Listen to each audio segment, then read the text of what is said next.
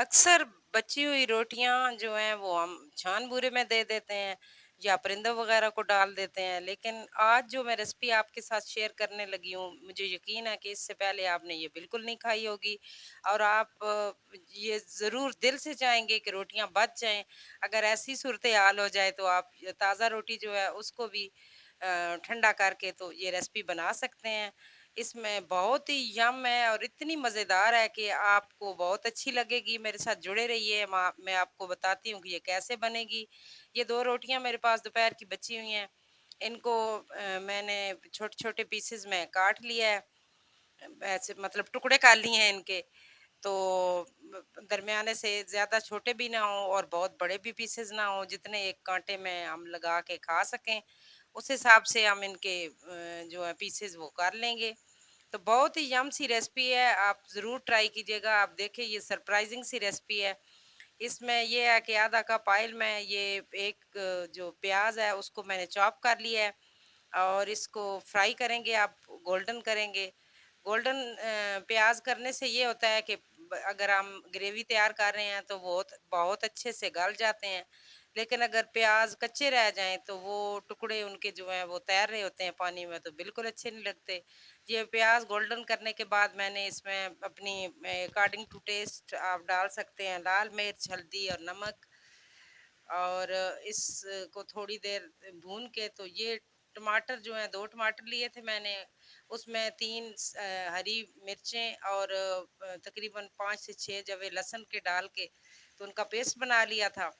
और इसके पानी खुश्क होने तक अब इसको भूनेंगे। आप चाहें तो अलहदा से लहसुन और हरी मिर्चें पीस के डाल सकते हैं, लेकिन ये पिसी हुई हैं क्योंकि हमें ग्रेवी बिल्कुल बारीक और पिसी हुई चीज़ों वाली चाहिए, तो इस वजह से मैंने ये सारी चीज़ें पीस ली थी टमाटर में। अब ये देखें पानी टमाटर का जो है वो खुश्क हो गया है और ऑयल छोड़ दिया है इसने।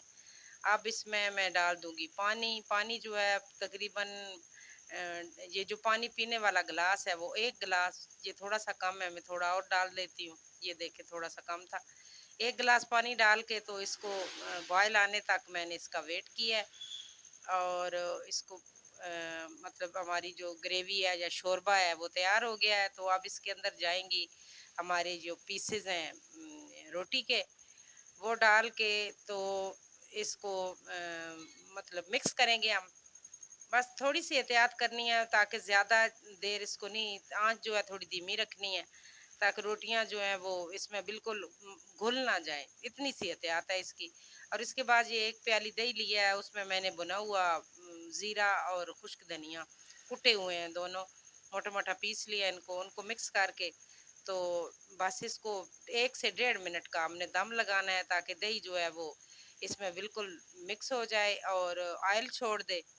तो फिर ऊपर गरम मसाला डाल के तो हमारी ये रेसिपी ये बिल्कुल 1 से 1.5 मिनट के दम के बाद ये देखें माशाल्लाह बहुत ही यम और बड़ा ही अच्छा इसका टेस्ट है। यकीन करें आप हाथ नहीं रोक पाएंगे।